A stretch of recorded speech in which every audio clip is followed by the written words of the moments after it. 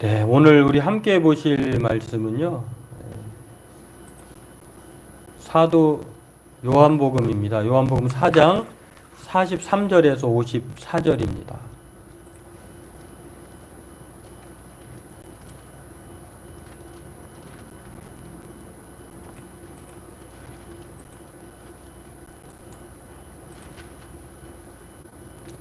요한복음 4장 43절에서 53절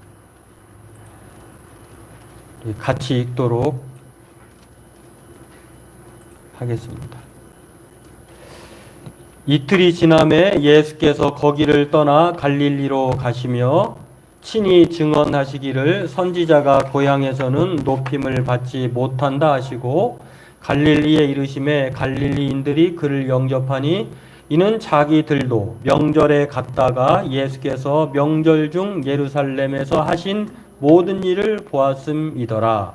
예수께서 다시 갈릴리 가나에 이르시니 전에 물로 포도주를 만드신 곳이라. 왕의 신하가 있어 그의 아들이 가버나움에서 병들었더니 그가 예수께서 유대로부터 갈릴리로 오셨다는 것을 듣고 가서 청하되 내려오셔서 내 아들의 병을 고쳐 주소서 하니 그가 거의 죽게 되었음이라. 예수께서 이르시되 너희는 표적과 기사를 보지 못하면 도무지 믿지 아니하리라. 신하가 이르되 주여 내 아이가 죽기 전에 내려오소서. 예수께서 이르시되 가라 내 아들이 살아있다 하시니 그 사람이 예수께서 하신 말씀을 믿고 가더니 내려가는 길에서 그 종들이 오다가 만나서 아이가 살아있다 하거늘 그 낫기 시작한 때를 물은즉 어제 7시에 열기가 떨어졌나이다 하는지라.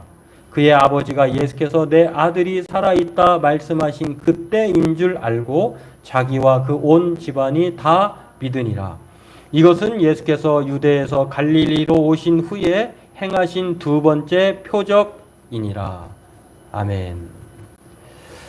네, 오늘 말씀은 갈릴리 가나에서의 행하신 예수님의 두 번째 표적인데요. 우리가 잘 아는 왕의 신하의 아들의 죽을 병을 고쳐주신 사건입니다. 이 사건을 통해서 오늘 이 두 번째라고 하는 이 표적이라고 하는 갈릴리 가나의 표적 이렇게 제목이 붙은 이유는 첫 번째 표적과 두 번째 표적이 물론 이제 조금 차이가 있어서 순서상의 차이로 인해서 첫 번째, 두 번째라고도 말할 수 있지만 첫 번째 표적과 두 번째 표적이 관계가 있다고 하는 의미에서의 두 번째 표적으로 구별해서 말씀해 놓은 것을 알 수가 있습니다. 이 첫 번째 표적과 어떤 연관성이 있을까, 그리고 그 연관성이 무엇인지를 오늘 살펴보고 함께 은혜 나누기를 원합니다. 먼저 우리가 작년 2020년도 10월 2일에서 11월 10일 사이에 42일 동안 나누었던 요한복음 코로나 극복 프로젝트 요한복음 나눔을 했었는데요. 그때 저와 여러분들이 나눴던 이 본문에 대한 내용을 먼저 잠깐 보면 이렇습니다. 누구누군지는 여러분이 잊어버릴 수도 있겠고요. 저도 설교한 내용을 잊어버릴 때가 있으니까 1년 전 이야기니까 잊어버릴 수 있겠죠. 누가 한지는 여러분이 보시면 아실 거예요. 예수님은 능치 못할 것이 없으시니 오직 작은 믿음이라도 행하게 하소서. 믿음대로 역사하시는 하나님, 그리스도만이 세상의 구주라고 고백하는 삶이 되기를 소망합니다. 믿습니다. 하나님께 믿음으로 기도하면 무엇이든 행하신다. 예수님은 모든 것을 앞질러 알고 계신다. 예수님께서는 모든 행동으로서 하나님의 아들이심을 증명하신다라고 하는 이런 내용들로 말씀을 나누었습니다. 참 귀한 말씀 나눔 감사드리고요. 또 여러분의 나눈 나눔과 또 제가 또 특별히 더 읽고 묵상하고 함께 나눌 말씀은 많이 차이 나진 않는데 좀 다르기도 하죠. 이제 이런 것들을 오늘 살펴보려고 하는데요. 결론부터 말하면 오늘 이 본문의 내용은요. 이 갈릴리 가나에서의 두 번째 표적은 믿음에 관한 연관성이에요. 첫 번째 갈릴리 혼인잔치에서의 믿음, 그건 우리가 잘 알다시피 그 내용도 믿음에 관한 내용입니다. 제자들의 결핍된 믿음을 이 갈릴리 혼인잔치라고 하는 사건을 통해서 물이 두세 통 드는 항아리 6개 가득 붓게 하시고 갖다 주라 했을 때 가는 과정에 이 물이 변해서 좋은 포도주가 된 것이거든요. 이 이야기를 통해서 그 내용의 결론부에 뭐라고 말씀하셨냐면 제자들이 믿더라 이렇게 말씀했어요. 다시 말해서 그 내용을 통해서 따라다녔던 제자들이 당신이 따라다니고 있는 그분이 도대체 뭐 요한과 다른 세례 요한과 다른 또 다른 랍비인가 이렇게 생각하고 있을 때에 예수님은 그 사건을 통해서 놀라운 일을 행하셔서 그리고 그것을 통해서 표적이라고 하는 것은요 그 표적 자체의 의미가 있는 것이 아니라 늘 요한복음에는 7개의 표적이 나와요. 그 중에 표적 나오면 표적 자체가 말하고자 하는 내용이 아니라 표적을 통해서 뭔가를 말씀하고자 하는 거예요. 뭐 지시봉 혹은 뭐 방향 표시 표 이렇게 생각할 수 있는 것처럼 내용이 있다고 하는 것입니다. 메시지가 있다고 하는 것인데요. 오늘 그 내용을 보면은 요한복음에서의 갈릴리 가나에서의 첫 번째 표적은요. 혼인잔치의 표적이에요. 그 표적이 바로 어떤 거였냐면 잘 안 보이실지 모르겠는데 제가 찾아보니까 항아리가 그 당시에 항아리가 이렇게 돌로 된 우리로 얘기하면 돌 항아리 우리는 이제 옹기처럼 되어 있는데 이스라엘은 그렇게 옹기로 구워서 하는 것이 아니라 돌을 이렇게 파낸 것 같아요. 이렇게 사람 크기만한 항아리 여기 이 항아리가요 6개 정도 있었다는 거예요.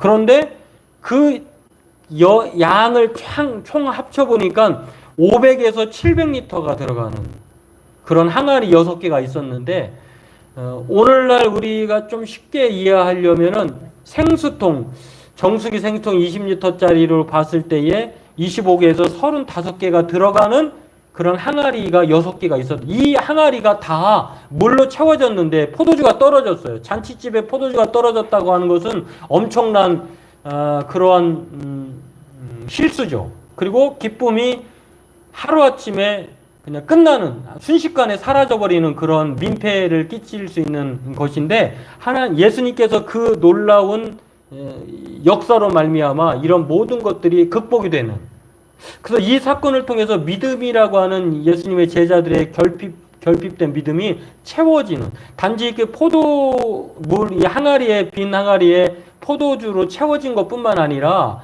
예수님의 제자들이 가지고 있던 그 믿음이 채워지는 역사가 첫 번째 표적에서 있었다고 하는 것입니다. 오늘 이것은요, 이 첫 번째 가나의 혼인잔치의 물이 변화의 포도주 된 이 사건을 통해서 오늘 예수님은 누구인가를 오늘 그 사건을 통해서 드러내셨고요. 제자들이 이것을 통해서 믿음으로 충만해졌다라고 하는 것을 알 수가 있습니다.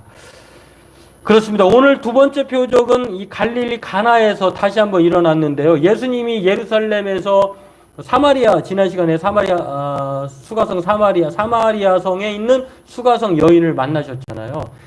돌아가지 않고 직선거리로 가셨다고 했는데 이 수가를 떠나서 예수님이 어디에 도착하셨냐면 두 번째 갈릴리 가나에 오신 거예요.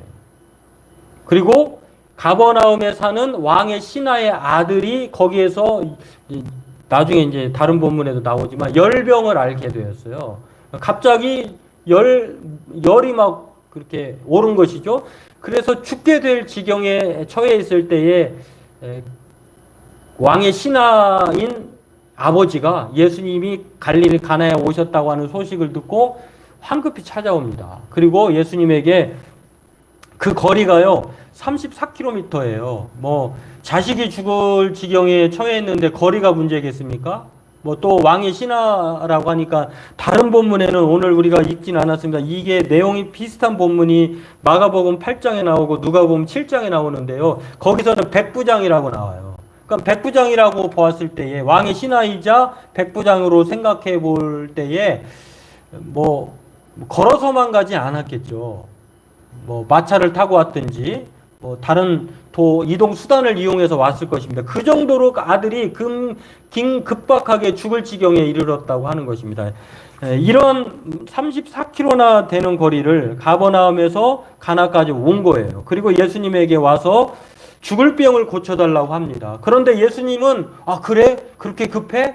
참 예수님의 행동을 보면 요한복음에 보면은 좀 느긋하세요. 갈릴리 첫 번째 혼인잔치에서의 포도주가 떨어졌을 때에도 마리아가 부탁을 했을 때도 그래요 하고 막 황급히 달려가면 되잖아요. 내 때가 아직 안 됐습니다. 이렇게 좀 미루세요. 오늘 본문도 보면 이 왕의 신하의 아들이 긴급하게 온 거잖아요. 그러면 바로 그래 같이 가자 하든지 뭐 다른 말이 있어야 되는데 예수님은 그렇게 말씀을 안 하시고 좀 뭐라고 말씀하시냐면 내려오셔서 내 아들의 병을 고쳐주세요 이렇게 말을 하면서 거의 죽게 되었습니다 라고 말을 합니다. 그런데 이 왕의 신하의 아들, 왕의 신하의 이 부탁에 대해서 예수님은 뭐라고 말씀하시면요, 너희는 표적과 기사를 보지 못하면 도무지 믿지 않는다. 아니 이게 무슨 말이냐면 유대인들은 바리새인과 세리들 그리고 서기관들 그리고 이 백부장을 포함해서 왕이 신하라고 하는 이 사람의 모습을 다 뭉뚱그려서 전체적으로 뭐라고 말씀하시냐면 아니 표적과 기사를 봐야만 믿겠어? 어떻게 보면 혼내는 것 같기도 하고요. 어떻게 보면 예수님이 미루시는 거예요. 아니 표적과 기사든 뭐든 지금 죽게 되었다고 하니까 그 왕의 신하의 입장을 생각해 보면 그래? 빨리 가볼까? 다른 방법이 있을까? 또 이렇게 얘기하셔야 되는데 이렇게 말씀하셨어요. 아주 느긋하셔요. 네, 그 이유가 있어요. 그러자 한 번 더 얘기합니다. 신하가 주여 내 아이가 죽기 전에 좀 오세요. 한 번 더 물으니까 예수님이 가라. 이제서야 가라고 하셨어요. 참 이걸 보면은 죽을 병을 고쳐달라고 하는 왕의 신하의 입장과 예수님이 말씀하시고 하는 의도가 좀 다른 것에 있다고 하는 것을, 어떻게든지 표적이든 기사든 아버지는 빨리 고쳐줬으면 좋겠어요. 그러나 예수님은 이 왕의 신하의 아들의 병을 고쳐주심으로 말미암아 뭔가 다른 이야기를 하고 싶은 거예요. 그게 무엇입니까? 믿음에 관한 이야기라고 하는 것입니다. 첫 번째와 표적과 같은 연관성이 있어요. 그러면서 왕의 신하의 아들이 믿고 갔다는 것을 알 수가 있습니다. 그렇습니다. 오늘 이 가버나움에서 가나라고 하는 먼 거리를 34km나 빨리 걸으면 걸음으로 8시간에 올 수 있고, 어떤 사람은 보통 한 사람이 하루 길을 걷는데 밤에는 못 걷겠죠. 그런 걸 포함했는지 모르겠습니다. 아마 30km 정도라고 하는데, 아무튼 먼 거리를 찾아왔으면 예수님께서 빨리 고쳐주셔야 되는데 예수님은 그렇게 말하는 사람에 대해서 늑장을 부리십니다. 표적과 기사를 보고 믿는다고 그의 믿음을 지적을 하시는 거예요. 첫 번째 가나 혼인잔치의 사람들에게도 믿음이 결핍된 것에 대해서 믿음을 불어넣으신 것처럼 사람들은 표적과 기사만 보고 믿으려고 하는 그 습성을 가졌어요. 아니 내가 교회 다니겠습니다. 또한 내가 예수님을 하나님을 믿겠습니다라고 하면서 뭐라고 하냐면 이것만 해결되면, 또는 내가 바라는 것들이 이루어지면, 이렇게 생각을 해요. 다시 말해서 그것은 어떤 생각이냐면, 표적과 기사가 이루어진다면, 내가 믿을 수밖에 없는 상황이 펼쳐진다면, 그런 기적적인 일이 일어난다면 내가 그때서야 교회 가겠습니다, 아니면 내가 예수 믿겠습니다 하는 그런 습성을 가진 것에 대해서 예수님이 지적하시는 거예요. 표적과 기사가 아니면 안 믿겠다고 하는 것. 그런 것이죠. 홍해가 갈라진다든지, 또 의사가 도저히 고칠 수 없다고 하는 병이 고쳐진다든지, 또 사업이 아주 바닥을 쳤던 것이 그냥 하루 아침에 정상에 올라가 있는다든지. 요즘에 참 주식들 많이 하는데요, 주식에 투자했는데 그것이 아주 그냥 최고가를 친다든지, 그런 기적적인 일들, 표적적인 일들, 그게 다 나쁜 것만은 아니지만, 그러나 그것만 가지고 믿으려고 하는 이 믿음의 행태에 대해서 예수님이 지적하시는 것입니다. 그래서 예수님께서 뭐라고 말씀하시냐면, 가라! 네 아들이 살아있다. 이거는요, 표적과 기사가 아니잖아요. 그냥 말씀하신 거예요. 가! 그러면 살았을 거야. 했을 때에 그 사람이, 왕의 신하가 예수께서 하신 말씀을 어떻게 해요? 믿고 가더라. 그러니까 말씀을 믿고 간 그 믿음을 예수님은 표적과 기사에 대한 믿음과 대조적인 걸로 제시하고 있는 거예요. 오늘 우리가 가져야 될 믿음이 어떤 믿음인가? 표적과 기사만을 보고 믿으려고 하는 그 믿음이 아니라 예전에는 표적과 기사를 우리가 가장 기초적인 걸로 방언이라고 했잖아요. 교회 안에서 방언을 하지 않으면 그것이 믿음이 아닌 양 무시하던 사람들도 있었어요. 또는 어떻게든지 하나님 나라 입신 체험이라고 하잖아요. 살아있을 때 하나님 나라를 갔다 와 보는 것. 그런 신비적이고 표적과 같은 기사와 같은 그런 것들. 물론 그것도 좋게 보면은 순수한 하나님에 대한 열정과 믿음을 가지고 그렇게 하고 싶은 것은 맞겠지만, 그러나 오늘 이 예수님이 지적하시는 것은요, 첫 번째 표적과 두 번째 표적 사이에 이 믿음에 관한 이야기를 하시면서 좀 그 믿음을 가지고 살았으면 하는 것이 오늘 예수님의 바람이라고 하는 것입니다. 오늘 말씀을 보면 예수님이 처음엔 왕의 신하를 포함해 많은 사람이 이 표적과 기사를 보고 그 믿는 믿음을 지적하시면서 오늘 우리에게 말씀하고자 하는 것은 무엇이냐면요, 말씀을 믿고 가는 그 믿음을 우리에게 원하시고 바라신다는 것이에요. 여러분, 근데 놀라운 것은요, 이렇게 가지고 말씀을 믿고 갔을 때에 가는 도중에 하인을 만나죠. 그러니까 하인을 만났다고 하는 것은 하루 전 이야기니까 사실 이 거리가 꽤 먼 거리인 건 확실한 것 같아요. 뭐라고 오늘 본문에 말씀하십니까? 나았을 때에 종들이 오다가 그 왕의 신하를 만납니다. 그리고 51절에 보니까 아이가 살았습니다 라고 하면서 너무 기쁜 나머지 이제 왕의 신하에게 그 기쁜 소식을 전하러 왔겠죠. 근데 언제부터 나았나라고 이 종에게 왕의 신하가 물어보니까 유대 시간으로 7시, 지금 우리나라의 그 시간으로 말하면 오후 1시예요. 1시에부터 열이 떨어지기 시작해서 나았습니다. 그쯤에 이 사람이 생각해 보니까 예수님이 말씀하신 그 시간과 자기가 돌아가는 그 시간이 그 7시였던 것이 딱 들어맞은 거예요. 그렇구나. 예수님이 말씀으로 고치셨구나. 내가 그 말씀을 믿고 돌아간 그 시간 7시에 오후 11시에 열이 떨어져서 나았구나 라고 하면서 그 집사람들이요, 이 왕의 신하의 이야기를 통해서 모든 사람들이 다 예수님을 통하여서 믿게 되었고 구원을 얻었다고 하는 것입니다. 이 믿음을 예수님은 왕의 신하의 아들의 병을 고치는 표적으로 갈릴리 가나에서 이 믿음을 소개하고 있다고 하는 것입니다. 이거를 말씀하시고자 행했다고 하는 것입니다. 그렇습니다. 오늘 다른 성경에는요, 같은 본문에 마가복음과 누가복음에 나와 있는데, 마가복음에는요 이 이야기를 뭐라고 말하고 있냐면 이만한 믿음을 보지 못하였노라 이렇게 말을 했어요. 누가복음에는요 이렇게 말합니다. 이스라엘 중에서도 이만한 믿음은 우리나라 말로는 이제 이러한 믿음이고 이만한 믿음이고 또 이만한 믿음이라고 이렇게 얘기하는데, 이러한 믿음, 이만한 믿음 이렇게 약간의 차이가 있는데 같아요. 헬라어 단어로는 같습니다. 그게 토스토스 피스티스라고 하는 이 단어인데, 이 단어가 피스티스가 믿음, 성실, 충성 이런 뜻으로 해석이 되는데, 앞 단어 토스라고 하는 이 단어의 뜻을 보면은요, 놀랄만한, 엄청난, 또 확고한 이런 뜻이에요. 그러니까 오늘 이 말씀을 믿고 간 믿음을 우리가 어떻게 말할 수 있냐면, 말씀을 믿는 믿음은 기복적인 믿음이 아니에요.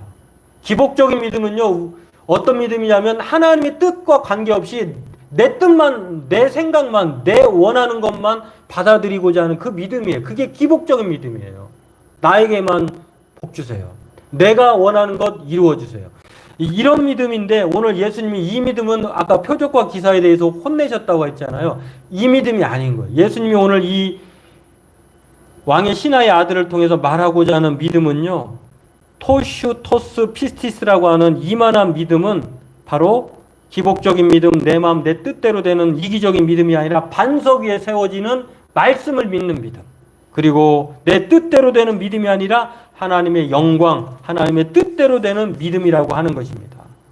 그렇습니다. 이 매우 큰 믿음, 진리에 대한 확신을 갖는 이 믿음, 오늘 헬라어 원어는 그렇게 말합니다. 이게 바로 성실한 믿음이에요. 여러분, 표적과 기적을 믿는 믿음은요, 어떤 믿음이냐면 불성실한 믿음이에요. 왜냐하면 그것 아니면 안 믿겠다. 그러면 또 다른 표적이 기대되어야 되고 또 다른 일들이 일어나야 되고 뭐 계속해서 그렇게 이어져야 되는데, 사람이 살다 보면, 우리가 저와 여러분들 신앙생활 하다 보면 큰 일만 일어나진 않잖아요. 오늘 성경은 그렇게 말합니다. 반석 같은 믿음을 마태복음 7장 24절에서 27절에 말합니다. 이 믿음, 말씀을 믿는 이 반석 위에 세워진 믿음은요, 어떤 상황에서 비가 내리고 창수가 나고 바람이 불어 부딪혀도 흔들리지 않는 그 믿음이에요. 그러나 표적과 기사의 믿음은 비가 내리고 창수가 나고 바람이 불면 모래 위에 세운 믿음처럼 훅 사라지는 거예요. 오늘 예수님은 우리에게 어떠한 믿음을 권장하시고 촉구하고 계십니까? 오늘 왕의 신하의 아들을 통해서 표적과 기사를 믿는 그 믿음이 아니라 말씀대로 믿는 반석 위에 세워진 그 믿음을 요구하고 있다고 하는 것입니다. 교수이자 유명 작가인 제럴드 시처라고 하는 사람이요, 하나님의 뜻, 아주 유명한 책이에요. 하나님 앞에 울다와 더불어서 하나님의 뜻이라고 하는 위대한 책이야. 꼭 한 번씩 읽어보았으면 좋겠는 책이에요. 이 책에서 이분은 믿음의 정의를 말합니다.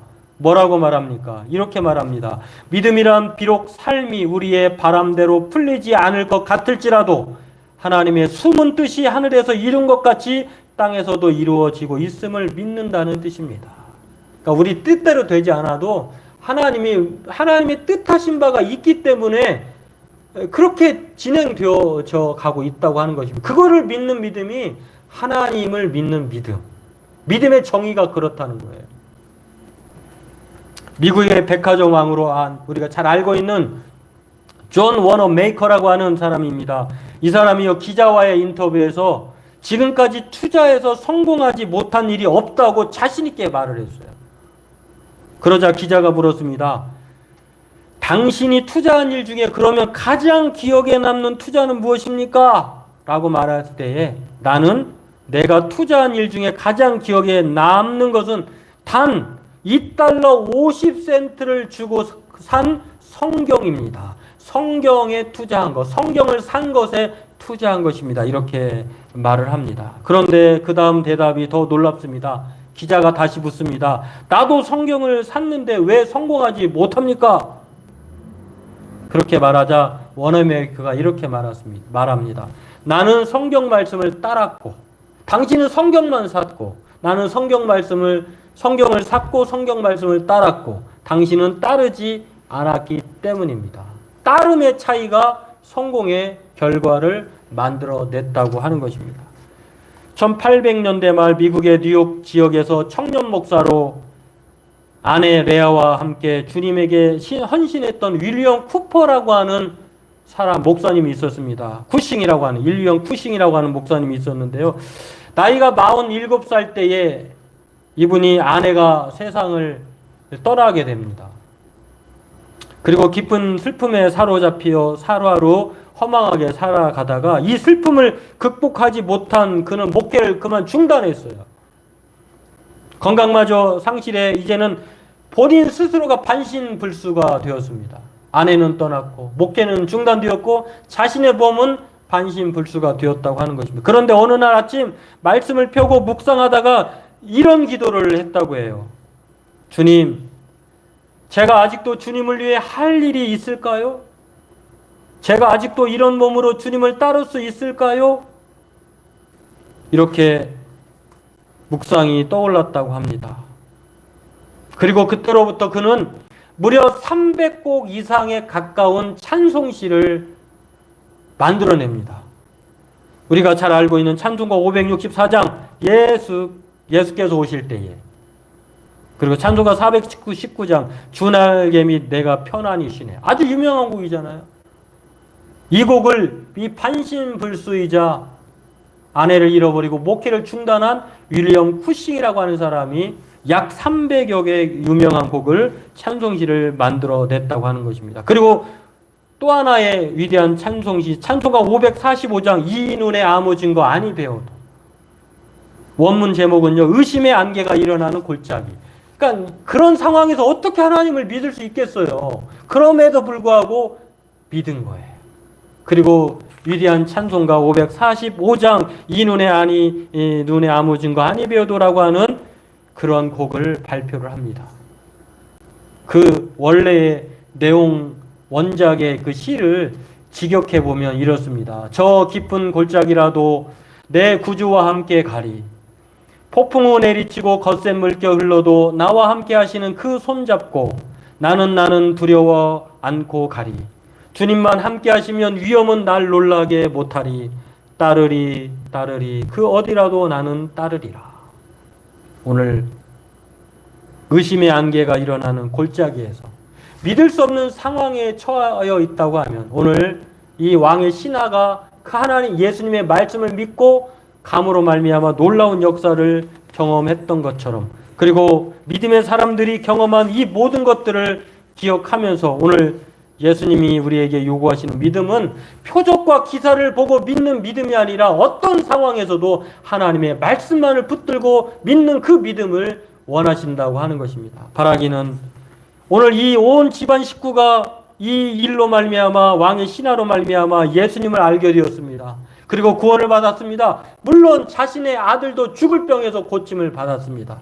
바라기는 이 놀라운 기쁨과 생명과 구원의 복이 오늘 말씀을 믿고 그 믿음으로 살기를